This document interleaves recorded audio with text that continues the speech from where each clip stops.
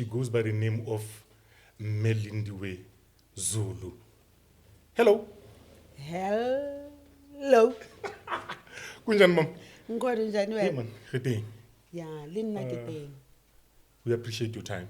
Thank you. It's my pleasure. It's my absolute pleasure. And again, welcome to the rich soil of Semuntuli and the fallen freedom fighters. Re le bona ko ya hao. Ke a We leboha. hope this conversation today, it is going to be very fruitful for people of Eguruleni and Katoras largely. You know, I've just experienced something now. 5 minutes ago, you were to speak to your people as the former minister and very young people whom are stranded in terms of the programs Yeah. and all that. So we appreciate that. We will fit this morning and meet them.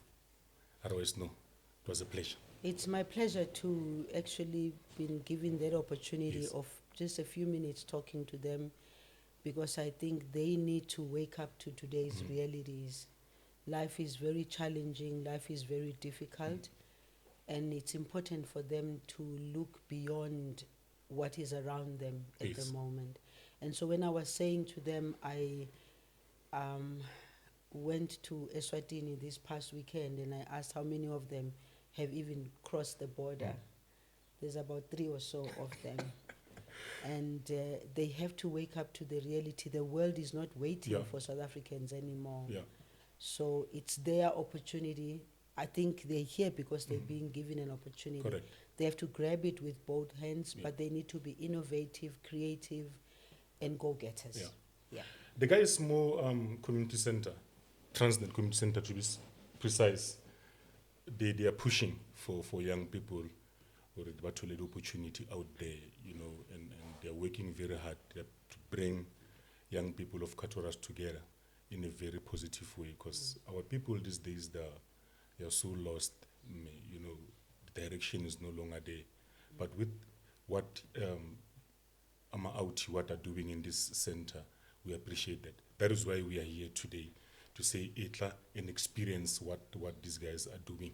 By the way, let's check your age. At the age of 67, Lena, myself, I'm not that fluent in terms of the social networks and platform, especially Instagram. It's more like you 27. Winka that energy.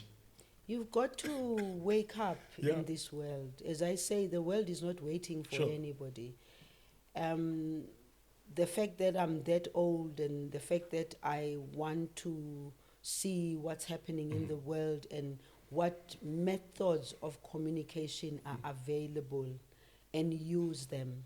Well, maybe let me also say I do have that advantage from a communications point of view, because my entire life has been about communication. I studied journalism in the Soviet Union then, Russia today. I did journalism, and of course journalism is about communication. Journalism is about sharing of information, but it's also about sharing of information that can help people grow. Because I feel in South Africa there's almost a whirlwind of information that's useless to a whole lot of people. People spend many hours on their phones, and if you ask them what did you get out of it, they were just looking at things that might make them laugh today, but add absolutely no value to them. So I think that all of us, we need to find a way of communicating and sharing our journeys, because our journeys have got lots of lessons. And you don't have to have been a minister, to have been whatever, to be able to share. Even just a change of Sure. your life and finding new things that you need to do. I believe that it's something that we need to do, especially for young people. And people talk about there are no role models. Then there's plenty of role models around. You're one of them. You just look out Yeah. for them, quite frankly. And I also feel the narrative that keeps on repeating itself, that there are no role models today. I really don't think we should pressure on that so much as Africans and black people in particular. We need to find the role models, ask them to share how they got to where they are. Because I'm sitting here I was talking to my grandson this morning, and I was telling him that I didn't have shoes to wear at home until I was about 13. The shoes that I had were shoes for wearing to go to school and to go to church. That When was I it? come back, that was it. Yeah. When you come back from church or from school, you take off your shoes and you clean them and you put them away, because my grandmother would tell me that these shoes are specifically meant for you to use them when you're going to school and church. So, like, people see many people years later walking in high heels and all, and they think you were born with high heels. No, we were not born with high heels. No, not at all. Mizul, please, man. I want you to talk us through about your young age, coming from the Eastern Transvaal, so to be specific, during the apartheid era. Uhutsi the schools that you went to, before you can even go Moscow. Yeah. Well, look, I think Google, or is it Google or whoever writes that I was born in Mpumalanga. I was not born in Mpumalanga. There's two Ntlazaches, and one in Mpumalanga and KwaZulu-Natal. Okay. I am from KwaZulu-Natal originally, and we left KwaZulu-Natal. I left actually when I was about 5, because my grandmother wanted me to go to school, and my aunt was already in Eswatini, which was Swaziland then, in a boarding school. My father was already working in Swaziland then.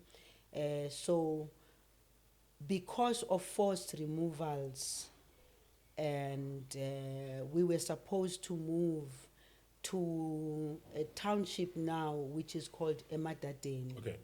And my grandparents didn't want to go and live in a township, so they decided the best thing for us to do was to move to Swaziland. Also, it was because Swaziland, from an educational point of view, my grandparents believed that we would get better life, better education and all. So I went to school in Eswatini, completed, went to college, completed. But the history of apartheid and the fact that we were forced by circumstances to move is a history that was always told by our grandparents all the time.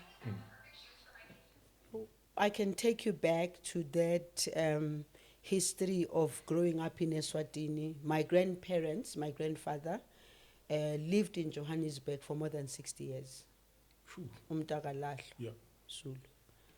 He came from KwaZulu-Natal, from Ntlazache, to work in Johannesburg, and he never had any other place except hostel. We took him out of the hostel in 1996, him having been in Johannesburg in the 30s. And he only left Johannesburg, he left that life, hostel life, when South Africa got free. My grandmother, who brought me up, also worked in Johannesburg as a domestic worker. She worked in Parktown as a domestic worker. And she left Johannesburg when I was born, and then followed by my 2 brothers. And so he had to take care of us. And my father died when I was only 11. Okay. So it was my grandparents that took care of us. And they are my heroes forever, for life, because they were very committed to education. Hence, when I was talking to the young people here, I speak about education because I am a product of grandparents who decided that firstly their children must go to school so that they don't do the same things that they did. My grandmother used to say to us as we were growing up, none of us must ever be domestic workers. None of us have ever been domestic workers, because they committed themselves to that. So I take you back to then growing up in Eswatini, but knowing that there is a home that is South Africa, and there's a wish that maybe one day South Africa would be free. And my grandmother in particular was the one that used to tell us a little bit about life in Johannesburg, the life of segregation, the life of 2 streets, white people this side, black people this side. And she used to tell us about the difficulties of living in Johannesburg, the life of Soweto, the beginning of Soweto and all that. So even though we were in Swaziland, we all knew that we could have lived in South Africa and grown up in South Africa and just be citizens like all other South Africans. But I think what is more important in the question that you were bringing me back to was my life, how I got to Correct. Moscow. You're asking me, Correct. how did I end Yes. up in Moscow?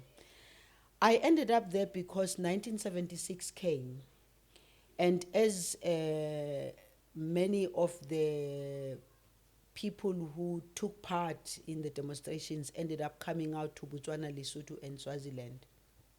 Swaziland was a place where there were many South Africans who had left South Africa because of apartheid and lived in Swaziland. So what happened is that the church, the Catholic Church in particular, which my grandmother belonged to, most South Africans were requested to house some of the young people that had crossed the border illegally into Swaziland. So our home was one of the homes that then housed some of the 1976 students at Okay. the time, yes. So my getting involved in the struggle had more to do with them who lived with us at home, and also just knowing about the fact that there was 76. I was at college already by the time 76 happened. And so that's how I got to join the African National Congress.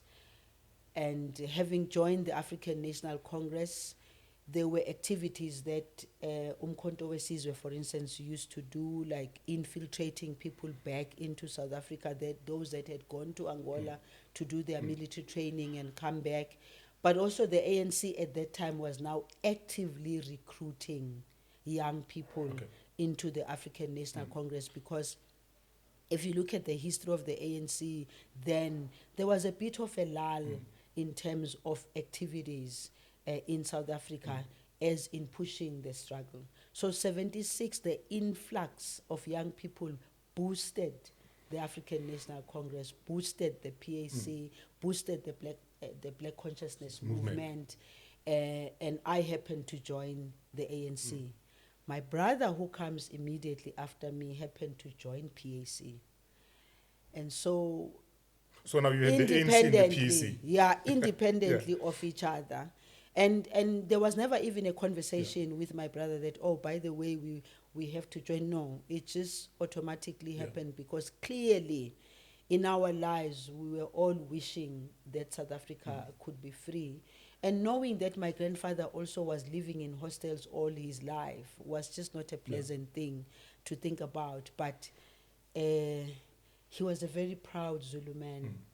And he was very proud of his heritage, very proud of his being, but he was also very committed to ensuring that his children and grandchildren get educated so that they don't live the kind of life that he lived himself. So I joined the ANC. I lived in Eswatini after having joined the ANC, and then it became hot because it became very clear that we had joined the ANC and were beginning to be a little bit active here and there, but not very fully active. Having joined the ANC, some activities that happened in Swaziland nearly put me in a difficult situation, because the police now were very clear that Swaziland is a good place for us, for the ANC and the PAC for operation, but it is a danger for the Swazis, because the regime would go all out to try and find the comrades, especially those that had done their military training. They wanted to stop them that side before they come into the country of South Africa to cause what they call problems. And it wasn't problems for us. For us, it was about, there is a regime that is oppressing our people. There is a regime that is not enabling young people to get the kind of education that they want. There is a regime that is exploiting workers and not paying them enough. There's a regime that doesn't actually think black people have the capacity to be anything else but hewers of wood and drawers of water. So joining the African National Congress, I was then asked to leave Eswatini, and I left Eswatini to go to Mozambique. A journey that's a story on its own. Yeah. Because when you join the African National Congress, you write your biography. Who are you? Where were you born? Why are you joining the ANC? Not this nonsense you see these days, people who just join the ANC anyhow, and they do what they want, and they come in and they cause, they just don't do what the ANC stands for. And I think that's one other area that we, as the members of the African National Congress, need to look at. We need to address, because you cannot have people who join the ANC not to be of service to the people of South Africa, but of service to themselves. Because when we joined to make a change, remove the regime that was there. So we walked from Manzini. We were put in a van, and we were dropped in a town called Stegi. It's a little town just before you get to the border of Mozambique, and then we walked across the border illegally into Mozambique. But the African National Congress was very organized, because when we crossed the border, we got to Mozambique. Again, you have to write your biography. Who are you? Where do you come from? Why have you joined the ANC? And if by any chance what you wrote previously and what you're writing now does not gel very well, you are in big trouble. That's another story for another day.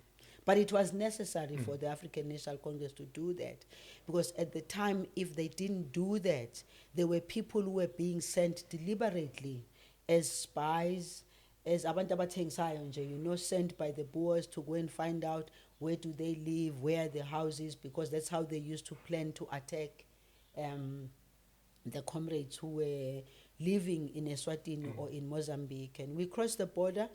We went to a place called Matola. If you go into history, just Google Matola, you will see that Matola is one of the camps of the ANC that was attacked, and many comrades were killed in that camp, and they even poured napalm on them. That's one of the painful histories. Well, I happened to pass through Matola before that kind of attack happened. And then from there, I was asked, okay, now you are here, there's two options that you have. You either go to Umkhonto weSizwe to train and come back and infiltrate back into the country and carry on the struggle like Solomon Mahlangu, like all others who came back, or you go to school. Fortunately for me, at the time there was Ubabu Mabhida, Moses Mabhida at the time, together with Umam Florence. Umam Flo was the matron in the camp where we lived. They encouraged us, those that were young, not to go to Angola, but to go to school first, because they believed that when South Africa is free, it will need engineers, it will need doctors, it will need pilots, it will need what we were deprived of if the country has to grow. So I decided to go to school, because I thought, hey, what would my grandmother say if she had that I had an opportunity to go to school and I didn't take it? I was already, I think I was 19 by then, but the ANC was still encouraging 16-year-olds, 17-year-olds, 18-year-olds to go to school. But let me tell you, many of the 16-year-olds, 17-year-olds didn't want to go to school. No, they all wanted to quickly go to Angola, get the training, come back, bazoshaya ibhunu. But I then decided, no, my grandmother would not be very happy with me, because I already was coming from college. I joined the ANC being in a college, so I thought I need to finish what I was doing, even though what I was doing was not necessarily by choice, but it was because I needed to have some specialty or something of that sort. So the ANC gave me that opportunity, and I said I wanted to go to school. Then for the first time, we were thrown into an aeroplane and flown to Tanzania, Dar es Salaam specifically. And the ANC already had a school there, which was called Solomon Mahlangu Freedom College. So if you wanted to go to school, you were taken to Solomon Mahlangu Freedom College. and at Solomon Mahlangu Freedom College, if you had not completed your matric or your O-level or A-level, you then needed to get into school, because that school, it started by just a high school, and then gradually it started having primary school, including a crèche, because people Yes. were now living there, and then people were having children, and the children had to be taken care of. Fast forward, I got the scholarship to go and study in Moscow to do journalism. And I did. I was in Moscow for 6.5 years. Yes. Yeah. Doing journalism there. Doing journalism. So I have a master's Yeah. degree in journalism as it is right now. That's nice. Maybe before we take hands, you have touched the issue of the youth, of which it's what we the challenges that we are facing in our country, in our days. How was it like for Wena at that age, as young as you were, in exile? How did you survive the powerful and dangerous apartheid forces? It's commitment. Yeah. You have to have a reason why you're doing what you are doing. I was convinced that the decision I had taken to join the liberation struggle was the right decision. But I was also helped by the organization that I chose to belong to. As I said earlier on, the African National Congress was very organized. The African National Congress had systems in place of processing when we joined. As I say, you write your biography many, many times, and you say what is it that you would like to do, and then they look at the conditions, they look at their system, and they say, if you say you want to go to Angola to go and do your military training, the systems for you to do that were simple and straightforward. But however, they were very complicated because they had to be underground structures that process people to a point of traveling from South Africa to Eswatini, to Lesotho, to Botswana, and then off to Angola for that military training. And so the systems of the African National Congress worked very well then, but they were not without dangers, because we lost quite a lot of comrades along the way. So the first thing for me was just my commitment and my willing to go through. It's almost like a sacrifice. My willing to sacrifice, listen to the orders that are being given, get the political education, which the ANC did from day one.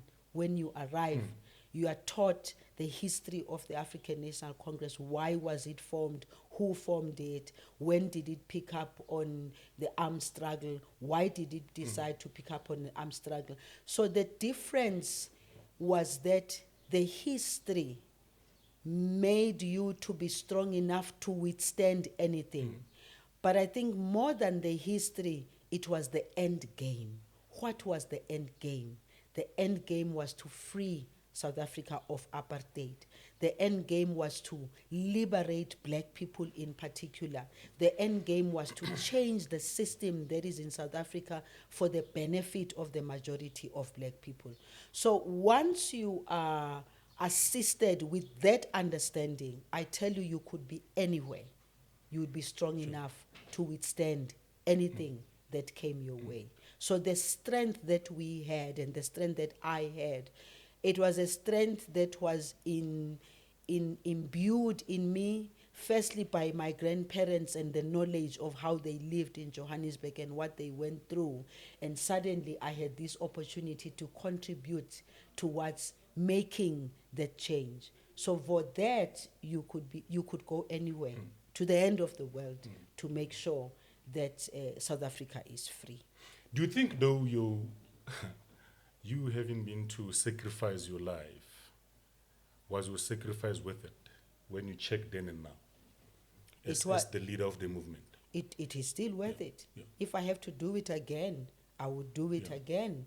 Because if I look at where my grandmother was, where my grandfather was, where my own parents, my own father was. My father once worked in Opongolo as a truck driver when he had an education. Why did he have to drive a truck when he could have been an administrator? And in Eswatini, my father got a job at a truck company called Leyland and Albion. He became a manager. Should have been a manager a long time ago. After that, he also got another job in a milling company, and he was a manager in the milling company. So when I look at then and look at now, I think our sacrifices were worth it. But of course, people would say, yeah, but what's happening now? Yeah, let it happen what's happening now, because what's happening now, hopefully, the end game again, what is happening now is going to help us to clean what shouldn't have happened. It's going to help us to strengthen our institutions of government. But it's also going to make citizens of South Africa to wake up and realize that you can't just be sitting there and thinking government is going to do that, government is going to do that. The people that are in government are all honest, are all doing the right thing. Citizens must wake up to the reality that it's not just about going and casting your vote there and then it ends there. Your responsibility as citizens, for instance, here we are in a Transnet building. Something is happening here. Who must take charge of what is happening here? Does the community around here know what is happening here? Can the community around here defend what is happening here? Can the community also contribute? Because you can't say, no, Transnet is going to build this thing and then we're going to see. No. Yes. We took responsibility as the 76th generation, and we carried our responsibilities to where we are now. The same thing must happen with the young people of today. I'm not calling for them to go and do military training and go look for an AK or a pistol or whatever. Yeah. The computers that I saw here next door, those are the weapons they are supposed to use today to take the country to the next level. The lessons that they are learning here are not for them individually, little place. It's about here we are now. We are black people. The space is being created for us for a better future. How do we contribute towards shaping that? And please, let it not be, I went and I voted and the story ends up there. No. Got to do much more than that. Melanie, I was listening to President Thabo Mbeki this morning with an interview with Dr. Vusi Podcast. And one of the fundamental point that he touched, it was issue where we come from should determine as to where we are going. The generation, my generation, we are the ones that understood as to what was apartheid about and what apartheid did to the oppressed. Right. Now, our young people just today, they have no clue. Now, you've been there before as an elder in terms of the struggle. Do you think maybe your party it still have that room of educating our young people as to what was apartheid all about so that they can understand as to where we're going? Yeah. Look, to have political parties is a good thing. That's how the world works. But in today's world, people must look beyond the political parties. People must ask themselves, are the parties serving us or are they serving themselves? They should even ask that even to my own political party, which is the African National Congress. And the good thing about us, we don't fear those questions.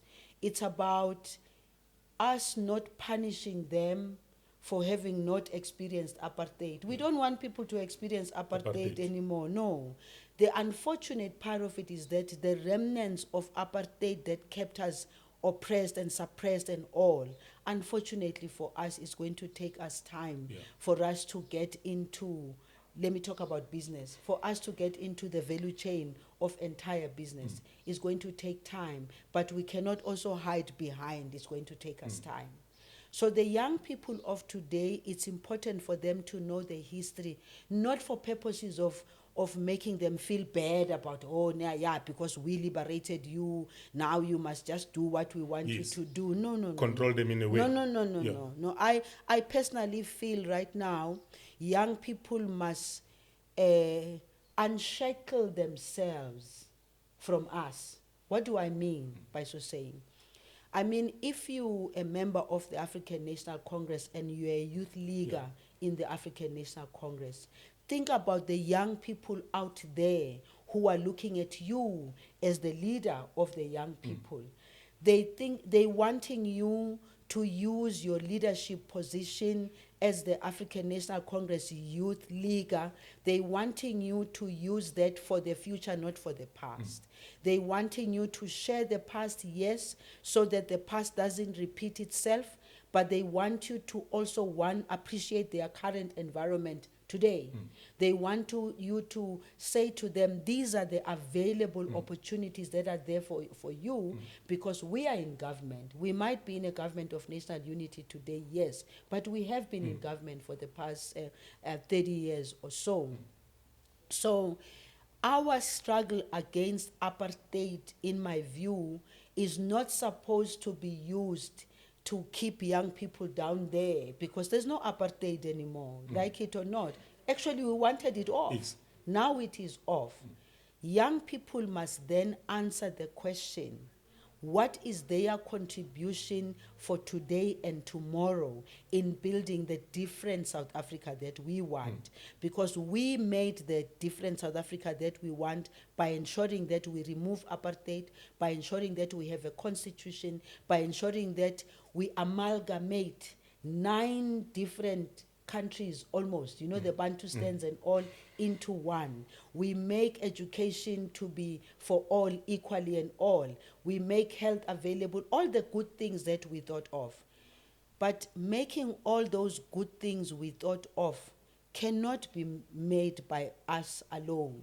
I think it's time for young people to babe nonembeza nabo. Ngesizulu awube nonembeza nje uzibuze wena ukuthi mina ke, now that it's today, this is the situation, what am I doing to contribute towards making a better South Africa? I said to you earlier on, we are under this roof, it's Transnet. You might find that young people just pass through here and they don't know what's happening. They don't even know what is happening inside. They're not even interested in knowing what is happening inside.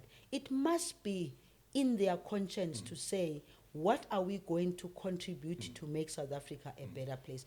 And they must ask the hard questions. Ask us the hard questions. Why are we here today? Why are we having all these commissions? Why are we waking up to this? It's almost like a soap opera that you have to wake up to TV in the morning. They must then say, what is the end game for that?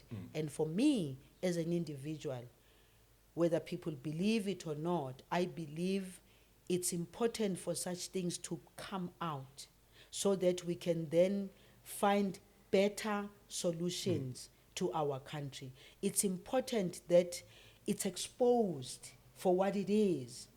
But if it is exposed for what it is, and we don't learn lessons, and we don't put institutions in place that can make the change, then we are wasting money, we're wasting time, we're wasting energy.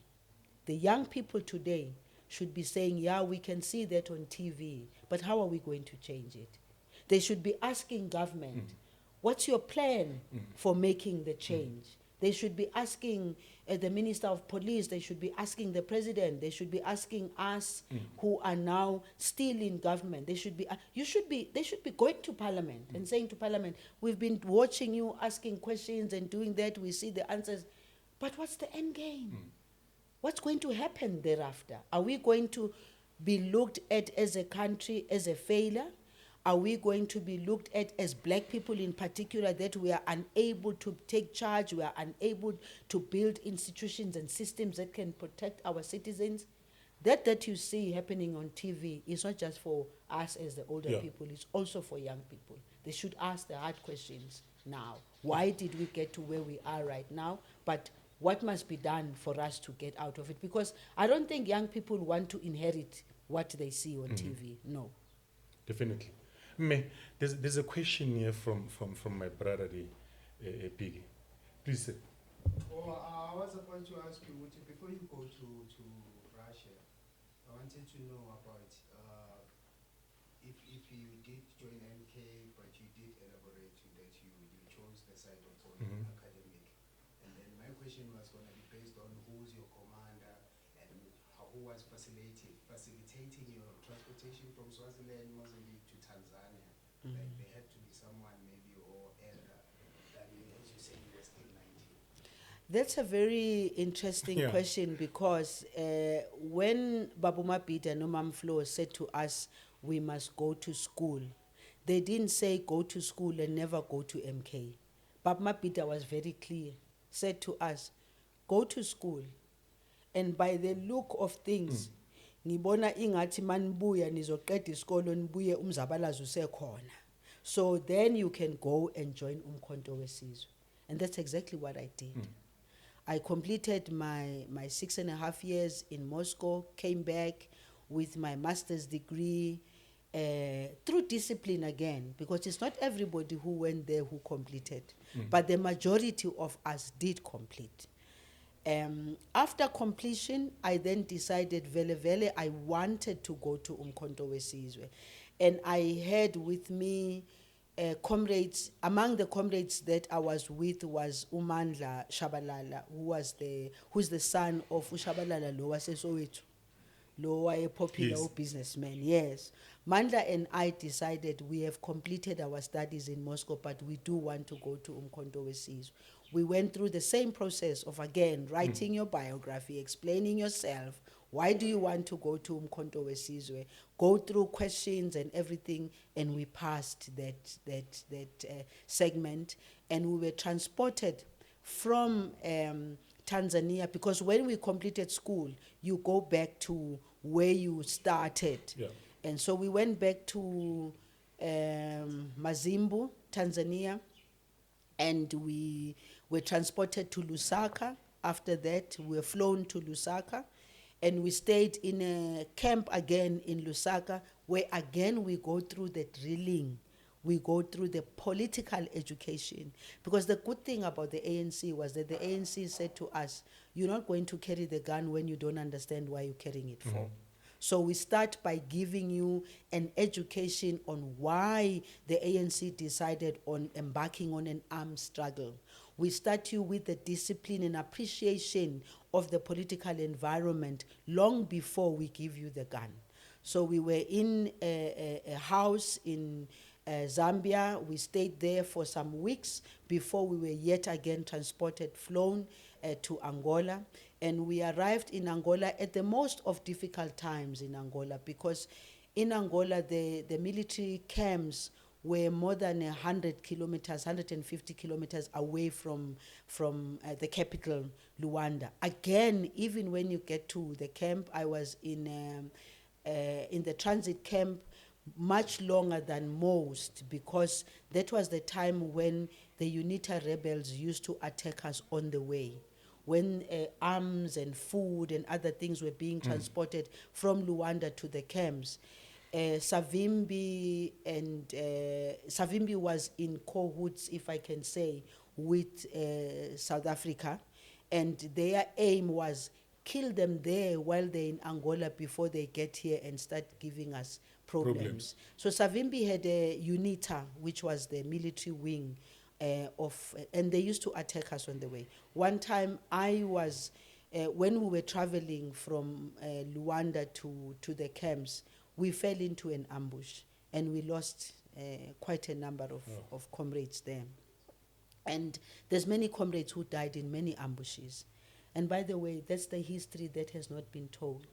And this is the history that needs to be told, because those comrades who committed themselves to the struggle to fight, they ended up dying in Angola, dying in Mozambique, dying in Tanzania, dying for different reasons. But the ones who died in Angola in particular, many of our comrades we lost because of UNITA rebels that used to ambush us. And when I was still doing my training in Bango at the camp was also attacked by UNITA rebels. But they never ever got a chance to infiltrate our camps, because we had commanders, commissars, comrades that were always ready to defend our camps. And imagine you are arriving in a camp, you are just a trainee, you don't know anything. I can tell you that day one when I got to the camps, I cried like a baby, because I was asking myself, how did I bring myself here? the thickest Yes. of bushes you can. There's no bush like that Yeah. one that I've ever. The only bush I've seen that's similar to that Yeah. one in Angola was in DRC. Yeah. When like, you arrive there, the trees are tall as Yes. 4-story building and all that, Ooh. and then it's a bush and you have to live there. And they once tried, but they were repelled back. But quite frankly, I must say to you, we lost a lot of comrades. That's the painful side. Yeah. So you're talking about, I chose the education. After the education, I did go to join Umkhonto Wesizwe, and I did do my full military training. Any gun that needed to be, that you needed to operate it, I was there. But again, one of the best things that the ANC did was to give us politics in order for us to understand why we are where we are and what is the end game. I think that was important because it made you rebels with a cause. Yeah, we can say that, yes, yes, absolutely. Yes, Talking absolutely. about the environment, because I can hear the places that you went to, they had different environments and challenges. But on Saturday, I was watching you being a program director, or I don't know if you remember the event, where you showed a film of history of Russia. Yes, uh, yes, yes, The relationship with Yes. Russia and ANC struggle. yeah. Yeah, but I want to talk about something that stuck with me when you spoke about the harsh conditions of Russia, where you would sometimes wake up in the morning and be told that if you are a foreigner, don't get out of the house today. You will die outside because of the coldness. Can you please tell us more about that? You see, when it's minus 25, when it's plus 25 in South Africa or in Africa, or it's minus plus whatever, it's minus the other side. It's so cold that you cannot feel your hands, Yeah. even when you're wearing gloves. You cannot feel your toes or your feet when you're walking because it's so cold. But let me tell you, because there was a purpose and there was a good reason why we were there, after a while, we just assimilated there and realized that if you have to get your degree, you have to take it as it comes. But the good thing, we had the support by the Russians. So we had the clothes, we were given the necessary clothes, from the boots to the coats to the hats. If you look at the Russians in winter, those were the boots we wore, those were the coats we wore, those were hats we wore. But we stomached it, if I can use that language, because the end game was simple. The education that we could have never received in South Africa, we could now have that education. So the harshness of the conditions became a secondary thing. The first and most important thing was, I want to leave this country having completed my studies. We have comrades who are lawyers, comrades who are doctors, comrades who are oil engineers, comrades who are journalists like myself. We've got comrades who finished, some of them, they even stayed longer, because now I finished my master's degree. Some stayed for their doctorates, and they stayed and they continued for another 2 extra years or 3 other years. And today, those comrades are something in their lives. They're doing something about their lives.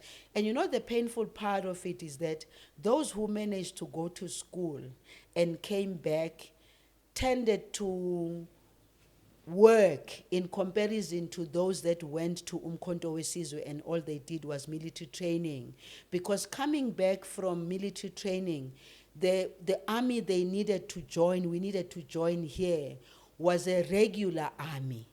And there's a difference between a guerrilla army, because in the guerrilla army you can even be one-legged or one-eyed. You can still be used one way or the other. But you know, a regular army needs fit, needs, you know, joining that army, you are tested, you must be fit, you must be healthy, you must be everything. And some of our comrades came back and could not join a regular army. Some of them were already old to join a regular army. And so the pain for me still remains when I see some of those comrades who were not as privileged as I am. I think I was privileged because I got a chance to go to school. And in my privilege, the fact that I got into politics is but one element. I could have been anything else. I could have been a journalist full-time. I could have worked for the SABC. I could have, because I had skills that were needed and necessary at the time. And many of our comrades never had that opportunity because all they knew was the gun. All they knew was how to come home and chase ibunu like higher. And some of them, unfortunately, to date, are not in very good conditions because we must take the blame. We were not able to take good care of our comrades. Many of them also came back home to parents who were expecting them to come back and be something different, get a job, do that. Some of them did not get a job. And I think as South Africa, we owe our veterans a lot.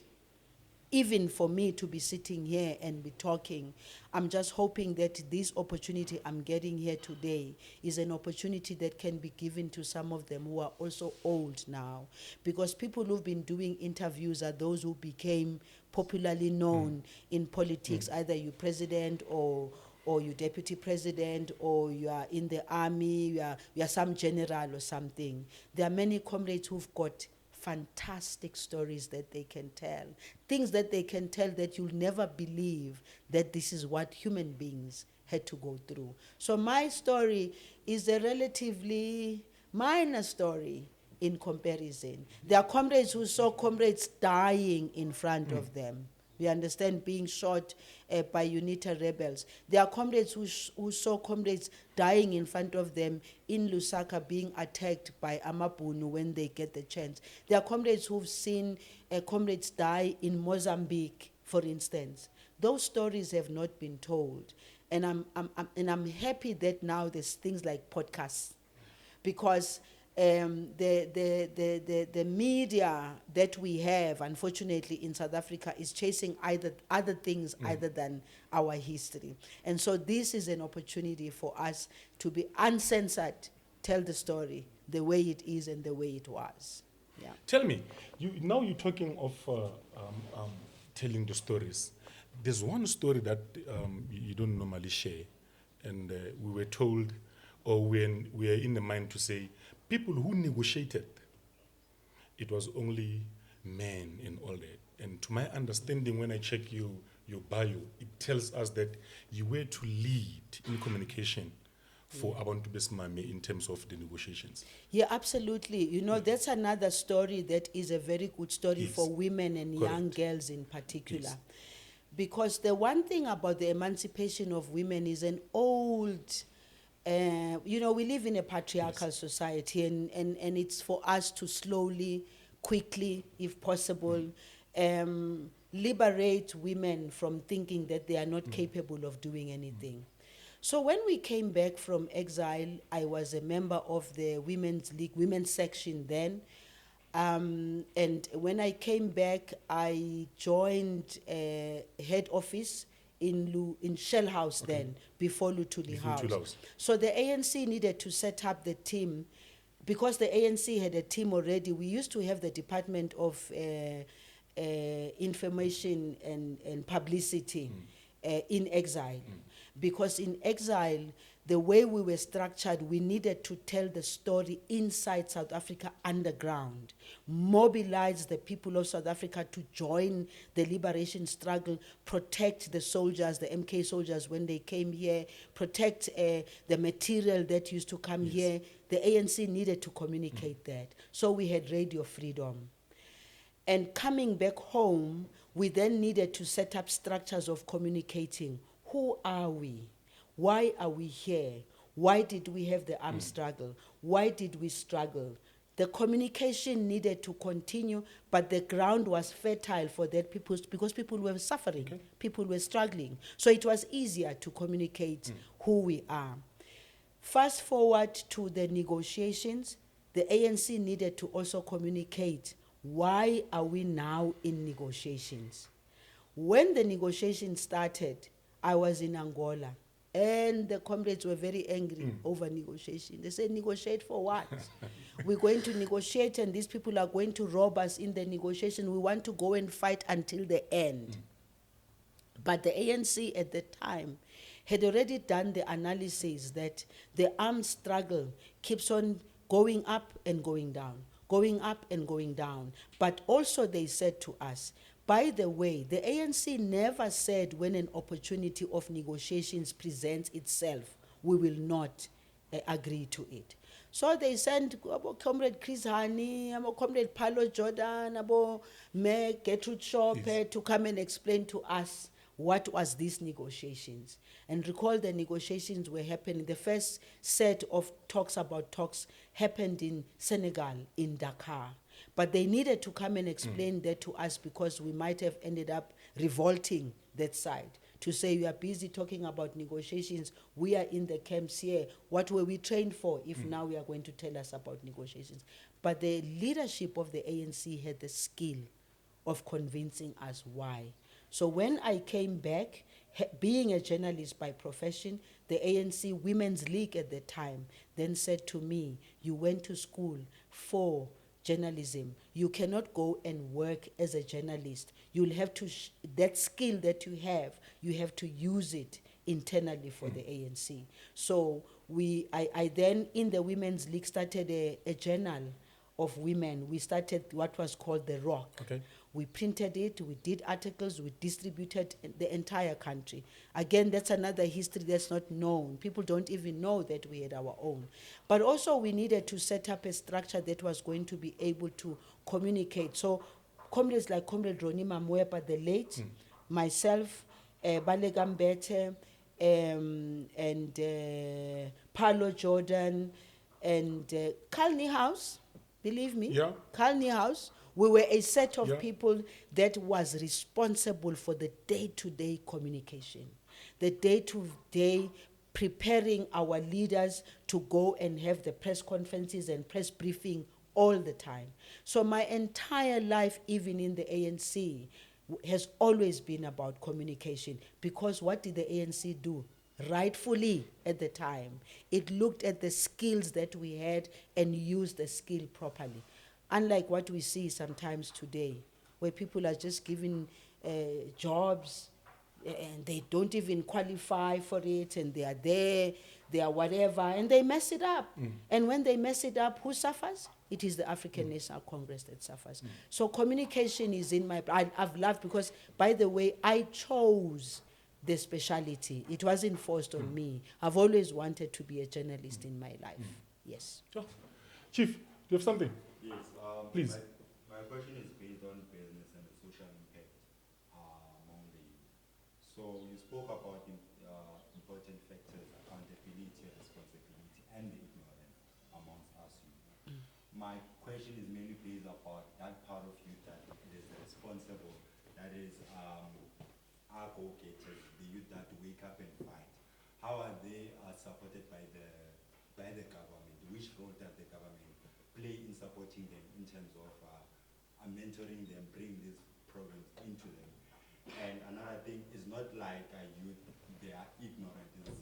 Such information are not presented to them. Like, for instance, for myself, I had to go to Soweto to go and start a business there and get support from them. Because here amongst Togoza, some of the leaders are not, I feel like they are not leading us into the right path. And how are they, and how can you say to a young entrepreneur in balancing profit goals and social responsibility and creating that impact in their community, in their communities, so that we avoid doing business for ourselves and we also give back to the community? You have to do business for yourself. Let me start there. Because if you don't have a profitable business, how are you going to help someone else? I'm speaking just strictly on business, because there are many ways of supporting each other. It doesn't necessarily have to be only on business. But once you're a business person, I've been a minister of small business development, you need to be very selfish. You need to be profitable. You need to make the money. You need to know how to make the money.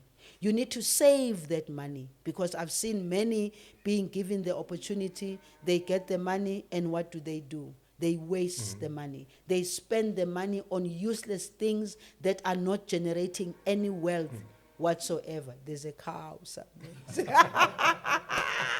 There's a cow that decided is going to speak also. I don't know, is that okay? I can continue? Oh, it's okay. All right. You see, you need to sacrifice. You need to plan. You need to, and the good thing today is that there's a lot that's on your phone. I know you'll say there's no, I don't have data, I know whatever. Yeah. But go find the places where there's Wi-Fi, where you can sit there and do a lot of research. I think that the first and most important thing is discipline. We lack discipline a lot. Mina discipline yafakwa kimi ngenduku. Ngazumshiza. Yes, discipline yayifakwa kimi ngoswazi. Ngemvubu. Discipline yayifakwa ngemvubu. When did you wake up?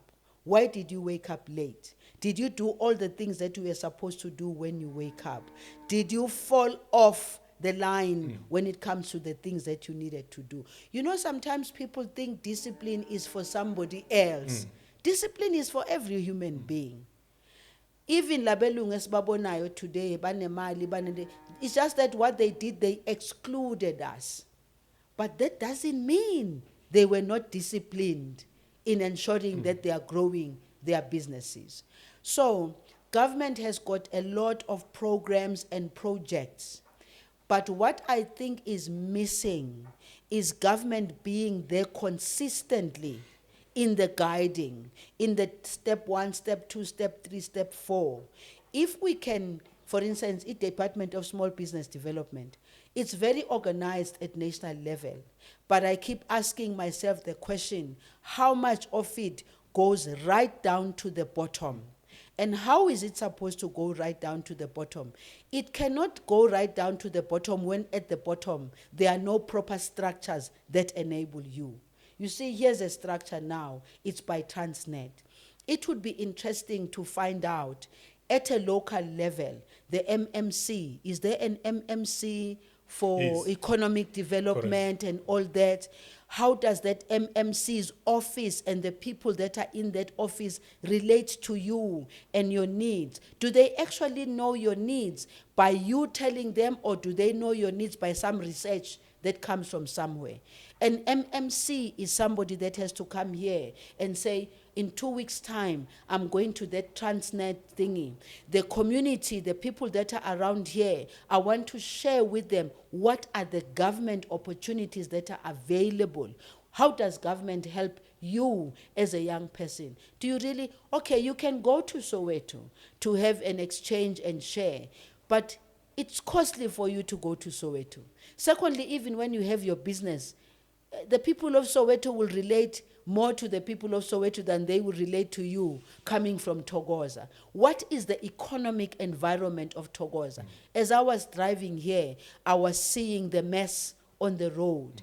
And I'm saying to myself, wow, I wonder if young people have been thinking about how this filth that's around here can be collected and be taken for recycling and all that. Is the government at a local level enabling the young people to see an opportunity rather than just ukuncola nje? Are they assisting you to understand that, by the way, money can come out? You know, I look at people in Sentin who are pulling on the road. They are now owning the road, these people from Alex, because they say With the their only trolleys way and they all that, can yeah. survive is to pull the trolleys and be able, and you can see that they are finding the things that need to be put in there in order for them. So, my question to myself now, I was asking when I saw them one time at 5 o'clock in the morning, I was like, I wonder if the local governments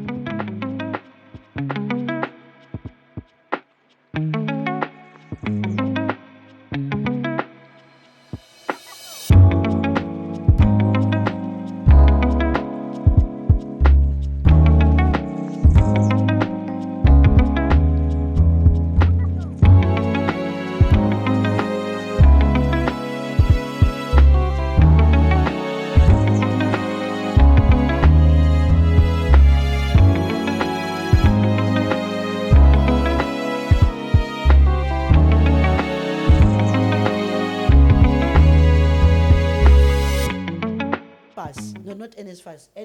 What's that? NYDA. NYDA. Yes, NYDA, for instance. NYDA shouldn't be having some big offices sitting somewhere. NYDA should be here, right here, so that NYDA is easily accessible for you because you have a plan. Now, I don't believe in this thing of writing off young people. I personally don't. I think young people, all they're asking for is just a lift. All young people are asking for, create a conducive environment for them to take advantage of what, support them consistently, but also let them support each other. Because one of the weaknesses also we have as people, we don't support each other. Yeah, we're just individual. I want to do it for myself, but it's not working for me alone. It's not working. So the lot that is sitting here, can you imagine that you could ask the lot that's sitting here, what are your dreams? Can you group them? You group them and say, guys, work together. If you work together, you will be in a better position than when you work as an individual. But at the same time, if some individuals are able to make it, let it be. Because some people do not want to be working with somebody. Government must simply just create a conducive environment for young people. And one of the reasons why I agreed, she'll tell you. One of the reasons why I agreed, it's irrespective. Yes. Okay, I drive myself, but I'm not sure, I don't want to, because I'll take an Uber ngizoza. Why ngizile? Angizelanga for mina. Ngizele ukuthi ngikwazi ukushare my own journey. How did I come out of having 2 children before I was 20? And how did I rise out of that and become a somebody? I became a somebody because the ANC created the conducive environment for me. And this is what we need to do now. Create a conducive environment for young people. Mina, I don't believe in so-called lost generation. I don't know what is that. And the more that narratives keeps on being repeated, the more we, particularly as black people, we begin to see ourselves, we've got a lost generation. There's no lost generation here. They are just a generation of people who want an environment to be created for them to also rise. We had 1976, we are 2025. Let us 10, 15 years from now have young people who can speak my language and say, in 2025, and now it's 30, 40. Look at me. I was down there and look at where I am now. The unfortunate part about this thing, the painful side of it, is that we are in a capitalist country. We are in a capitalist world. It's dog eat dog. We are in a capitalist world that wants to make more money. The more they make, the more they want. And the private sector, I believe, is not reaching out enough because government alone cannot do it. So we need must now say these are the opportunities that we have among us and this is what is available for young people. Not only just give this center, they must come and ask.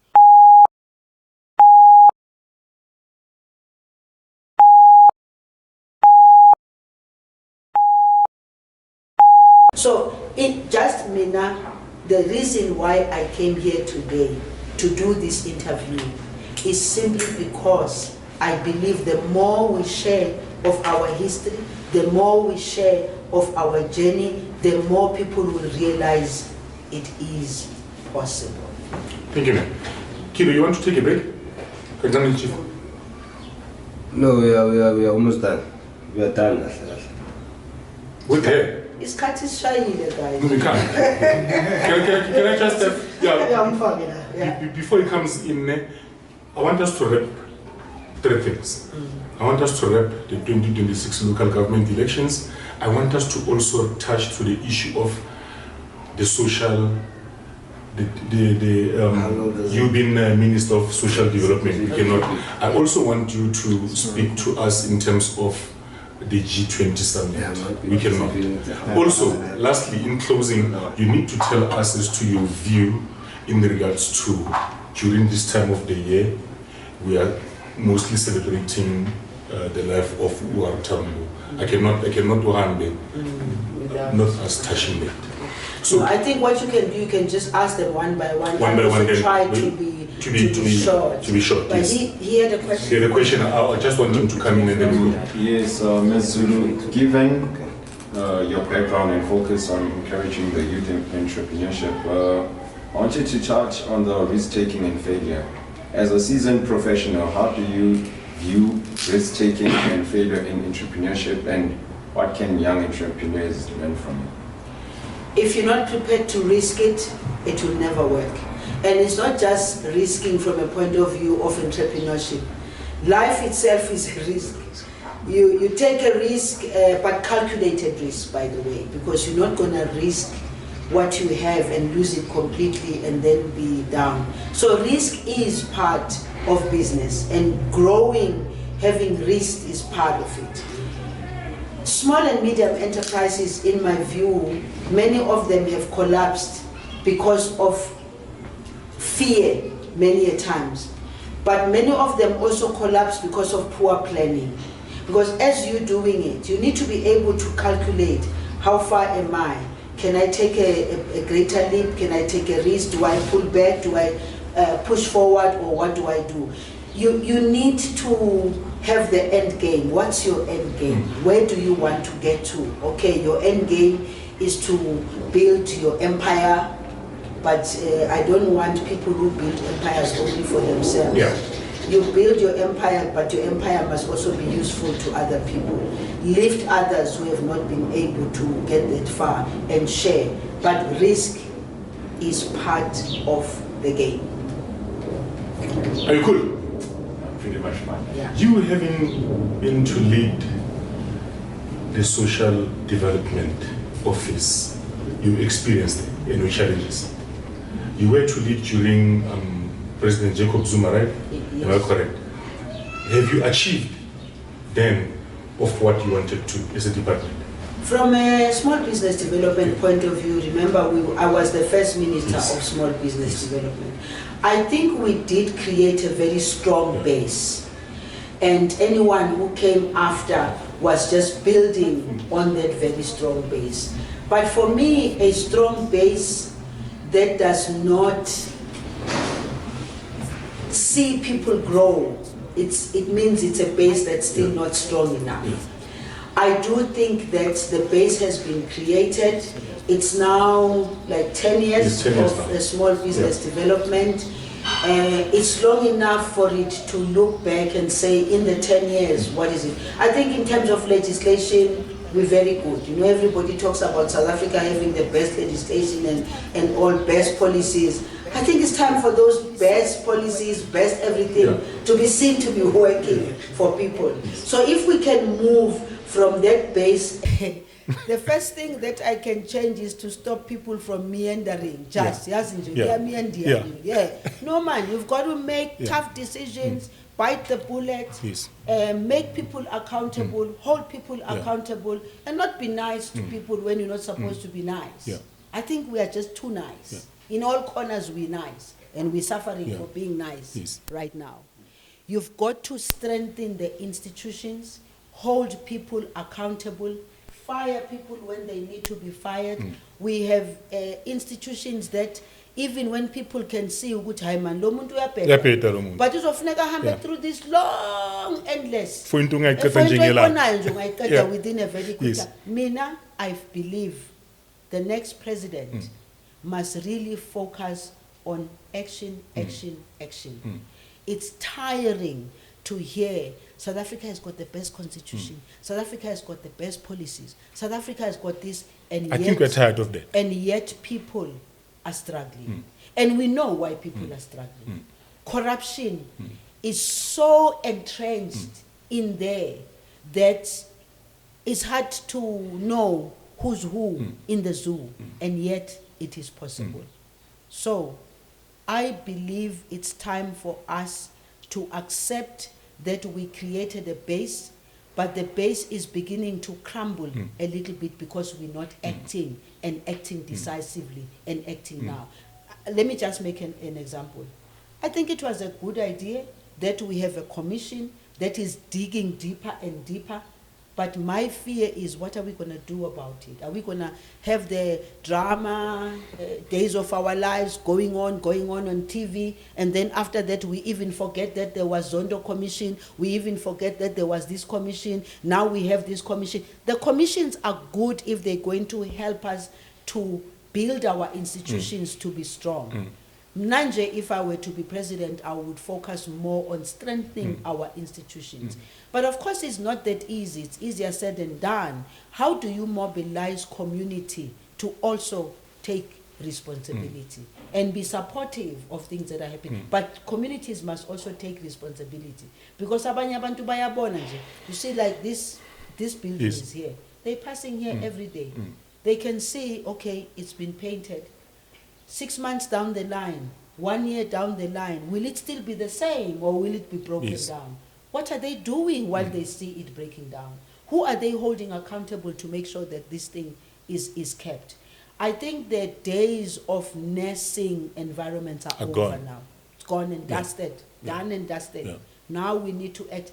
Even in Parliament, people who send people to Parliament, they must know that they're sending the right people to Parliament. Well, honestly speaking, the dramas of the past, and let's push that aside. What caliber of a person do you need to be in Parliament? What caliber of a person do you need to be a minister? What caliber of a person do you need to be a mayor? What qualification do you need of all these people that I'm counting? Do they have those qualities? And I believe South Africa has all those people. Ma'am, two things. Excuse me, yo. Two things very quick. Educate us in terms of the G20. How is it going to benefit South Africa, largely the continent? Two, during this time of the year, we do celebrate the life of Umkhulu wethu U.R. Tambo. Please, your thoughts on that. The G20 is a plus for South Africa because those big countries that are coming here, I can guarantee you, they will never go to a mediocre country. They will never go to a country that doesn't have strong institutions. They will never go to a country that does not have strong legislation, regulation and all. They will never go to a country where they will feel their security. They are not secured. They took a decision that they will come to South Africa because South Africa ticked all the necessary boxes. We, in my view, must then take advantage of the G20's happening in South Africa. It's more to do, what do we do after when the G20 has come and gone? We're not having the G20 just for the fun of it.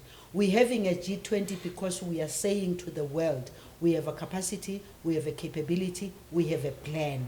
And our plan is to ride on the G20. And the G20 must not be seen as an event that just went past. Remember that there's been ministerial meetings that have been happening as a build-up. But I think South Africans generally have not taken advantage of that build-up and all the other ministerial meetings that have been happening. Because there was a government decision that says not everything must happen in Johannesburg. Something must be taken to some provinces. They've been to Mpumalanga, they've been to the Eastern Cape, they've even been to the Northern Cape. Let us evaluate when the G20 has gone. What did Northern Cape gain? What did Eastern Cape gain? What did Gauteng gain? How do we build on those for the future? But once it's all wrapped up, the ranking of South Africa goes up. Look, I was very excited to see that we've been removed from grey listing. That was one big thing for our economy and for everything. I was part and parcel as a Minister of Social Development. We were also one of those leading departments to make sure that the grey listing is removed. We've worked hard enough. I pray we don't go back to grey listing. We mustn't go back. But we will go back if we don't strengthen our institutions. We will go back if we don't protect our economy. We will go back if we don't have peace, security and stability in our country. We can't afford. This is what Oliver Reginald Tambo fought for. Oliver Reginald Tambo was an internationalist. Oliver Reginald Tambo, as we celebrate him now, he was a man that crisscrossed the whole world to tell the story of South Africa and the need for the world to support us. This is when we are supposed to celebrate it. The fact that we've been able to bring the G20 to South Africa, I'm sure he is smiling where he is because the whole world is going to be in South Africa. Mama, in closing, the focus from what I will say, Jacob Zuma, he likes to say this, clever blacks. The focus, it is mainly based on the ANC losing power. Even Prince Machel, he were to predict that the ANC will do below 50%, and indeed it happened. The prediction, the worst prediction is that come 2026, local government election, the ANC will be below 40%. Are you, as ANC members or NCS organization, realizing that or doing enough in terms of campaigning? We realize that, by the way, because we don't only depend on the research that's being done by others or the commentators who do, we also have our own internal ANC research. And that research kept on telling us, comrades, we are in trouble. Comrades, we need to make a change. Comrades, we need to transform as the African National Congress. Comrades, we need to make the difference with our people on the ground. So we are very much aware of that. We're doing everything we can to turn that around. But it's difficult to turn that around just as an ANC without seeing the people who are on the ground delivering on what people need. People of South Africa don't need too many things. They just need service delivery. That's it. They need clinics, they need schools, they need roads, they need the basics. They need human settlement. Those are the basics that people want. If we can stick to the plan that the African National Congress has, that turnaround can happen.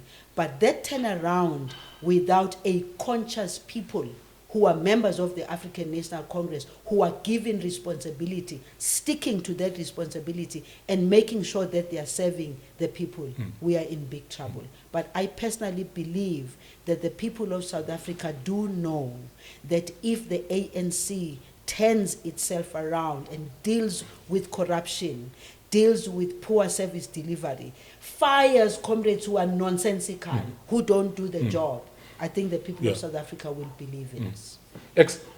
Quick one. Yeah, give me leadership. I see question.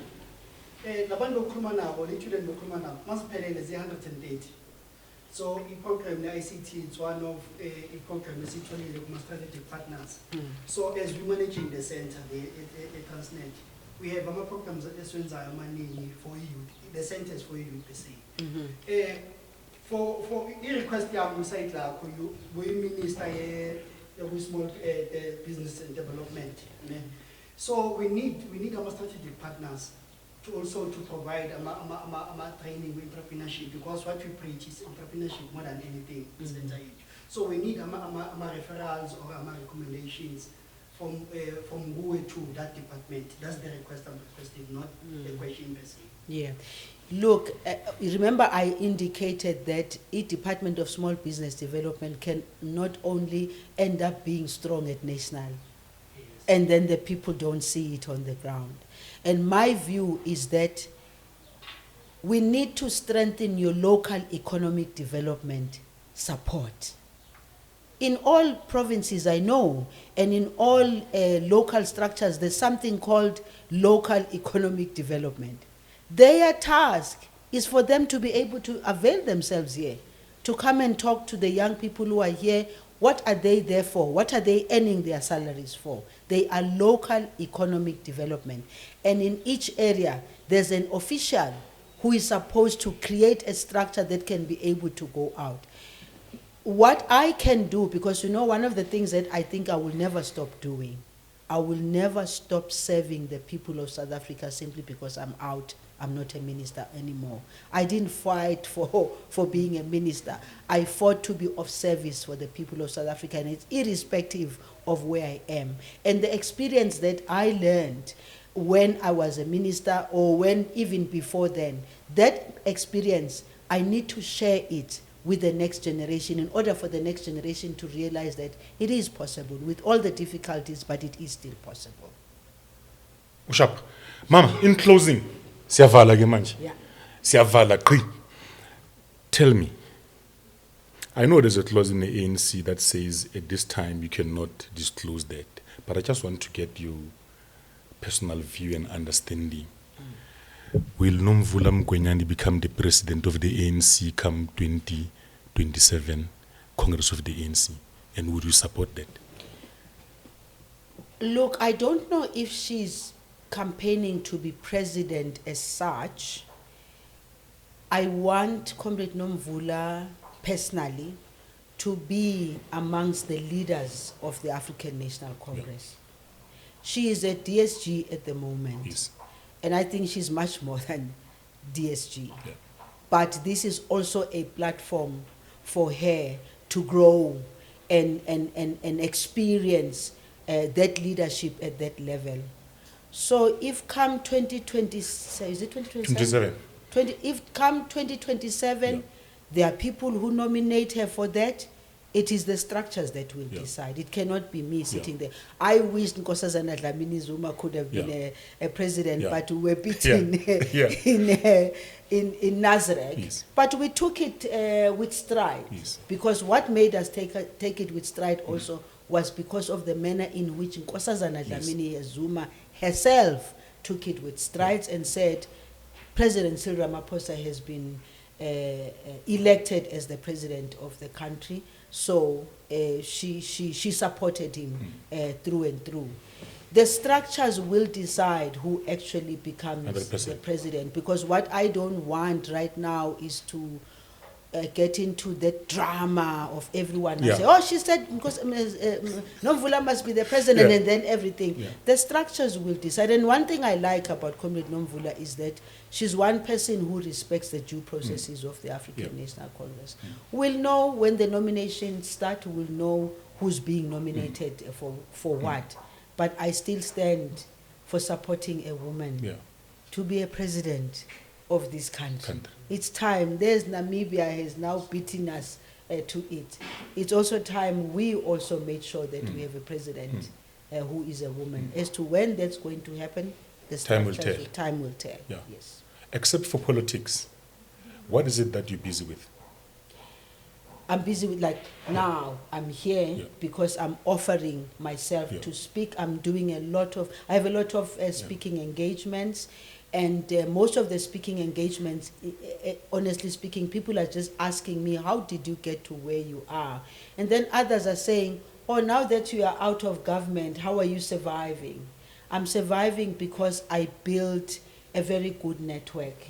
I still travel to some parts of the African continent because I get invited for one thing or the other. That's what's keeping me alive. But more than anything else, the ANC itself is keeping me busy because I'm part of the international relations subcommittee of the ANC. Okay. And so international work is quite a lot. That's what's keeping me busy.